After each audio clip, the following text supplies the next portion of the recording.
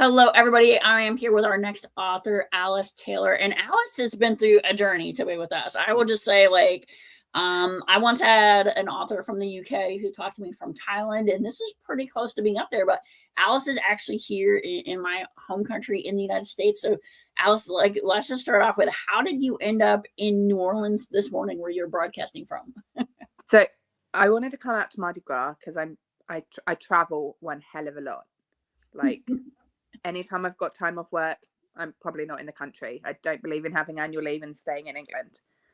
So I'm slowly trying to work my way through the states, and New Orleans is the 24th state I've been to. But I got a new passport in September and didn't realize that the ESTA, which is the visa you need from UK to America, was attached to your passport and not to you as a person. So when I got my new passport, I didn't even think about getting a new visa because I was like, yeah, it's got plenty of time left. It's still got like 6 months left. It's fine. But then I got to the airport and they're like, oh, you don't have an ESTA. Yes, I do. No, you got a new passport. You need a new visa. I'm like, crap.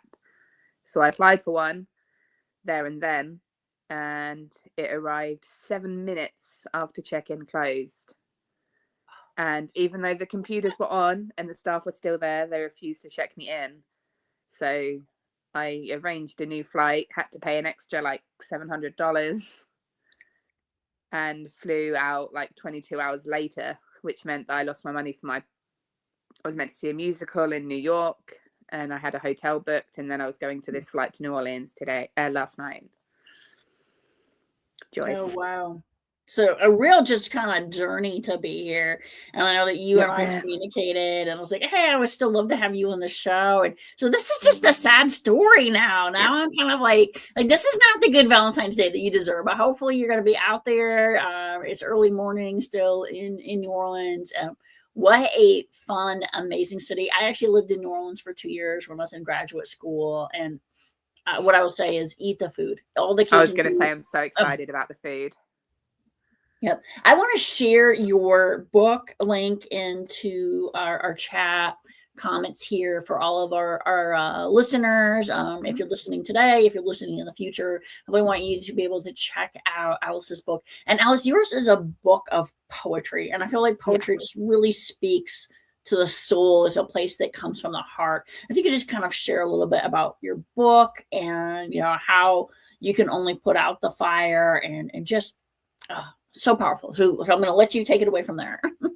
So the title was actually a comment that one of my friends made to me when I was struggling, and it resonated. So I wanted to use it for the title for the book. We can only put out the fire. We can't catch what started it. The book's actually split into 3. So it's the good, the green, and the ugly. The good is like things about the world that I do like, one of which is traveling.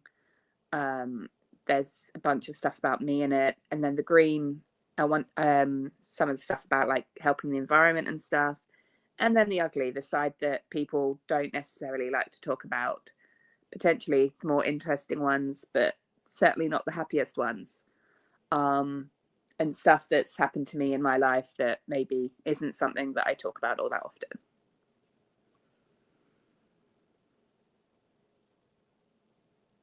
I think that that's a super important way, and it's very interesting. The first person I had on today was a poet, and they also had split their book into a book of 3. So those who listened to Genevieve Wilson on earlier, and she's actually out of the Philippines, and so I love how poetry, this kind of self-healing, this kind of how do we recover. And so a lot of times people on Valentine's Day, they are the love, the romance, and everything. But then there's this whole other group of people. They are the singles. They are the people who have had broken hearts. And one of the speakers earlier talked about a lot of her writing was all about you have to recover in order that you're not there breaking other people's hearts because you're not healed. And I feel like this is a great opportunity for that. Can you share a little bit about what would you like for readers to take away from your work? To think, like, I mean, a lot of the first part of the poems, like the good bit, they're not difficult to read. They don't involve so much thinking. Whereas the second and the third parts are more, okay, well, yeah, maybe let me think about this a little bit more. You have to think like, oh, yeah, okay, I didn't realize that. Oh, I haven't really thought about it that way.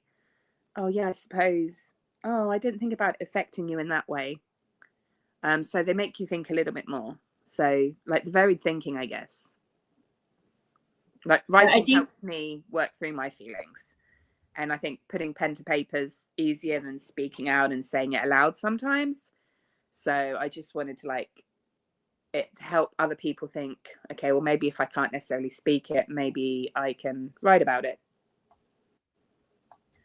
Yeah, I think that that is something that's so universal is that we've all gone through these heartbreaks, right? We've all gone through, like, it doesn't matter what culture you're in globally. It's something that resonates with all of us. And so, here you are going from London, and I know you're not originally from London, but from London over to New Orleans, and it's pretty close. I don't live far from London. Yeah, so for the audience, yeah, we were having this discussion beforehand. So writing is a journey. What inspired you and kept you going on that journey, which a book is a labor of love? I actually entered a competition online, and it was like, hey, if you can manage to write, I think it was one poem a month for 2 weeks, one poem a day for 2 weeks, and then you can add any more that you manage in that time, we'll enter you into a competition and the winner will get their book published.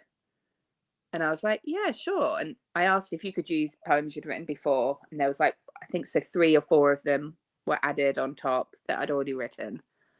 Some of them are quite personal, like ones I wrote for my mum's wedding because she asked me to write a speech, so I wrote a poem instead. It was my brother and sister found readings, and I wrote the poem.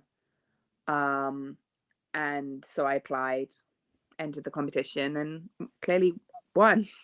And it was cool because the book was obviously published online, on like Amazon and stuff. But then when they said it would also be published in like Barnes and Noble, I was like, oh, that's cool, because obviously I don't live in America. And then in Waterstones, which is like the English version of Barnes and Noble. I think there's also one in Japan or China, but I can't remember the name of the place it's published. Now that is super interesting, and you are the first person I've ever had on who won a contest like that. So that's super exciting. I want to share just with our audience that the way that this works is I do not receive any money from this. I do this because I really believe in sharing the stories of authors. You can donate, and you can also buy our very cool merchandise, like a 24 authors in 12 hours cups and all kinds of other fun things if you're so interested. But this is really about sharing Alice's story, Alice's journey, but also because when someone writes a book, there's a lot of what we put into it, but then there's like for the reader, like what do you get out of it, and making that connections between writers and readers. So Alice, you had this publication journey. You are out here in America now. What's next for you? What is your goals? Are we going to see more books from you? I'd like to eventually, but obviously because that one was run through a competition, it was all handled, publishing and stuff was through there. And obviously, if anybody's ever tried to publish books, it's not quite that easy sometimes. So it does completely depend on publishers and like getting things sorted. It'd probably be factual books or potentially poems. I'm not really a fiction writer, although I'd love to be. You know what? I'm going to connect you after this to Winsome Duncan, who we had on the show last month. And she does like small publishing house right there out of London. And she might have some great connections for you. So I just was like, oh my gosh, like that's one of the fun things. It's such a international community and everybody's connected. So definitely want to do that for you. Oh, that'd be cool. Thank you so much. Yeah. And so back to your current work and everything. How did you deal with this process? As you said, some of these things were like very personal for you. how did you process this? Like, I'm going to share my heart, my soul out there with the world, and anybody can make a comment about it. So my work currently has nothing whatsoever to do with writing. No, I'm saying your book that you put out, your poems that you said that they were very personal. I have a degree in performing arts. Yeah. Again, acting isn't something that's easy to get into, but I've always sort of done anything creative. Like, I've always been good with my hands. I've always written down stuff. When I was younger, I kept a diary. My current work, I do shift work, so I have a lot of time to do things where potentially other people don't have the time. Like, I do a lot of evening shifts. I start at 5 o'clock in the evening, so I have the day to think about writing and stuff. And where I live currently, it's on like a complex, and there's a pool, a jacuzzi and stuff, but it's also got like this giant window that overlooks like the pool and stuff. And when you look outside the window, it's right onto the Thames, which is the biggest, the river that runs all through London. And so, especially when it was like midday, like 12 o'clock in the afternoon, it's such a great place to sit in, because you've got the sun on your side, and it's normally really quiet then because everybody's at work. So I've quite often sat in there. There's even one of the poems is even about it, like my little reading nook, and I can sit in there and I can write, and nobody bothers me, and yet I've got this like perfect view of like the entire of London, and yet it sort of belongs to me. It's where I live. It's amazing. It's such a convenient and easy place to write, and even though it's effectively public for everybody else that lives there, at that time of day no one's there, because my shifts allow me to sit there when everybody else is at work.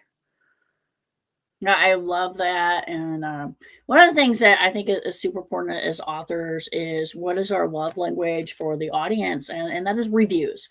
I am putting my book links into the chat. My books are available today and tomorrow, February 14th and 15th, absolutely free to anybody who wants to download them for Kindle. And if you don't have a Kindle, there's a free Kindle app that you can use. And so I don't know if everybody's always aware of that. It's a great way to check out books and get free books. But for authors, it's so important that you review our books after you read them, because that's how the algorithms pick them up. And so that's definitely something that you start to learn when you're writing, right? You're like, oh my gosh, like, not only do I have to write a book and then get a book published, but then also I need people to read the book and then be brave enough to write a review.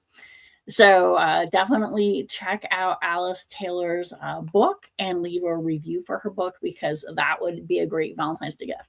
So you have your whole day planned in New Orleans. What are you going to be doing for the rest of your Valentine's Day there? So today I actually don't, because my plans fell through. So I'm currently trying to rearrange them. I've not long woken up because, as you can imagine, after my hell travel, I was absolutely shattered. But food, I can't wait for the food. I've been so excited about the New Orleans food. Okay, I'm going to say something. I've lived on both sides of the pond. I would argue that the beignets in New Orleans are better than the ones in France. So I would definitely say that you have to go to Cafe du Monde and get some beignets. And then you can do your own comparison, maybe write a review. I've never had beignets full stop. I've never even had them in France. Oh, wow. I've been to France a few times. I had surgery, so I can't eat loads. So beignets probably going to take me like 3 meals, but I'm totally okay with that. Definitely. And then seafood. I always say, like, definitely load up on Super excited about getting gumbo. Potentially even more so than the beignets. Yeah, I feel like you really need to write something like a travel book or something next. So comes from your travels. Because I travel with a Facebook group a lot, there's a Facebook group called Hostess Sister, which is purely for women. And it allows you to travel and meet other people whilst you do so. And I use it so much. And it does allow me to travel a lot more and meet people, because I always travel alone. Like, when I travel, I'm solo travel pretty much all the time. So I am going to try and write a book about all 50 states when I eventually get around to them. Yeah, I think And I'm solo on. travel is so amazing that women can do this in modern times, and that we have this ability, and the safety factors have changed a lot so that we could go to a lot of different countries and places that wouldn't have been possible just 100 years ago. So I think that's amazing. I want you to talk a little bit. I love, today is all about love and happiness. And so often Valentine's Day is associated with you have to be partnered up. But you seem to be a very happy person in your journey. Can you share your kind of message of love for people who aren't partnered up this Valentine's Day? I don't think you necessarily need a partner as such. I mean, I've been single for 35 years. I've not really been in a relationship, like not necessarily unhappy with that though. It doesn't bother me most of the time. Sure, yeah, the companionship would be nice, but I have friends and I have family, and it sounds awful, like I have travel, and for me that's what's important. Like seeing all these different cultures, seeing all these different people that I meet, because I travel solo 95% of the time. And yet some of these people that I've met on these trips, I'm hopefully going away with later in the year. I stayed with a family in Ohio last year who are renewing their vows in Scotland, and they invited me to their vow renewal. Like, I've kept in touch with so many people that I've met on my travels, and I've done all of that alone. Like, I didn't need a man or a woman next to me to do that. Like, I didn't even necessarily need like friends with me to do that. Like, I've done that solo. And yeah, don't get me wrong, my family's like super important to me. I'm super close to my parents. I have a brother and sister, and I have some really good friends. But I travel alone. I do that alone because I can. Because not that necessarily having a partner would necessarily stop that, but if they didn't like travel, then I wouldn't have been able to travel as much as I could. So yeah, sure, it's great to have the companionship, I'm sure, but it's not something we need. Like, it's not something that every single person needs to have.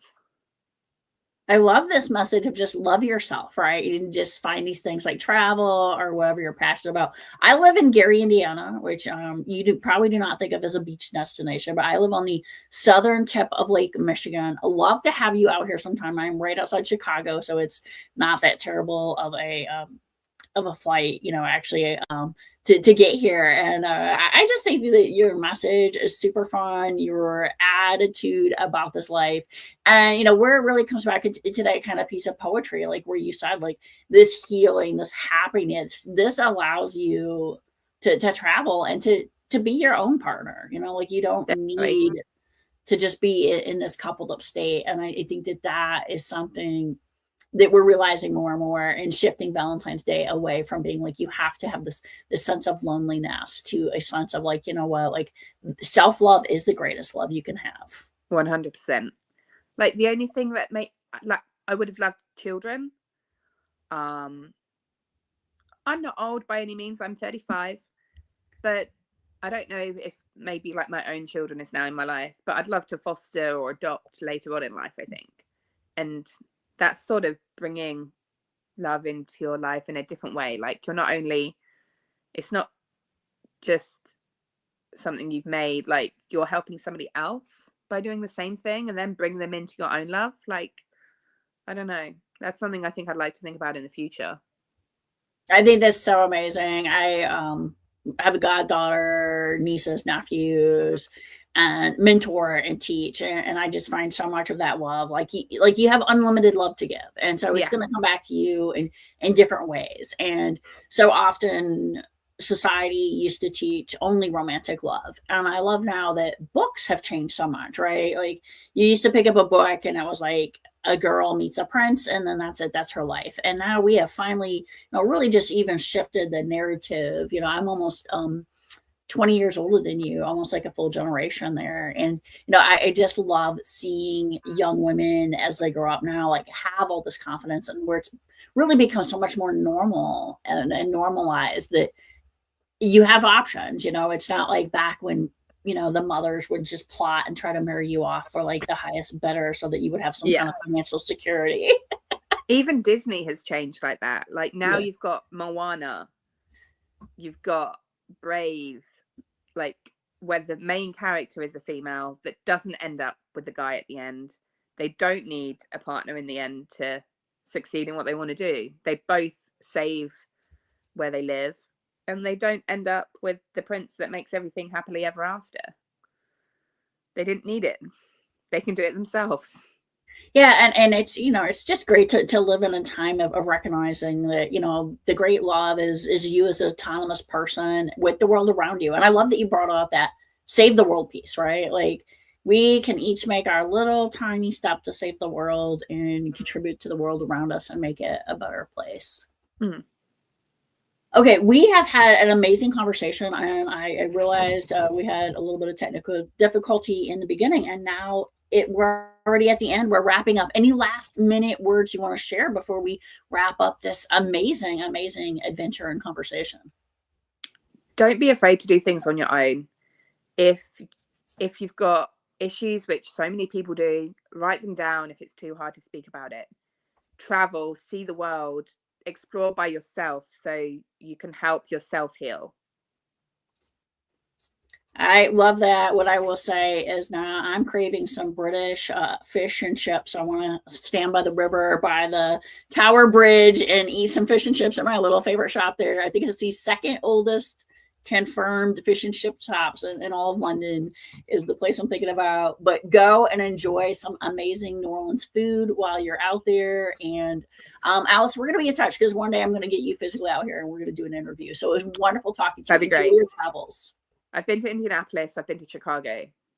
Well, I'll tell you, Gary is the home of Michael Jackson, and you are missing out. And like I said, nobody thinks it's a beach town. Come here during beach season, and we have some of the most gorgeous sands and the bluest water. And one of the coolest things about it is it's fresh water. And there was actually a couple of British guys who came over here, Josh and Jess, and they're like big influencers. And they went all over Michigan in the winter. And one of them ended up in the hospital, which we could have warned him about, but because he was doing a lot of activity, and we kept being like, "Oh, he's going to get hurt," and he did. And but they just traveled around and really just kind of went like, "Oh my gosh!" And they started calling them inland oceans because they were just like they're not really lakes. Like there's giant waves and people surf. But it's all fresh water, so it's not gritty and gross at all. You can surf on a lake? Yeah, it's a giant lake. It's Lake Michigan. I didn't realize you could surf on a lake. I didn't realize it had waves. Oh yeah, there's like waves. There's like boating. It is like when I show people pictures, people are always like, "Oh, where's that?" I'm like, "It's Lake Michigan. It's beautiful, sandy shores." That's so cool. Okay. Yeah. Well. It was really, really great talking to you. You too. Thank you very much. Enjoy your stay. Sorry it started off rough, but you also just had that magical kind of air about you where you're like, you know what? This started off, it was a little bumpy, but you know what? I'm going to make the best of it. Yeah. My mum was like, "Oh, have you cried yet?" I was like, what's the point in that? That's not going to get me there any quicker. Yeah. Well, you have a lovely day. Enjoy your stay there. Thank you very much.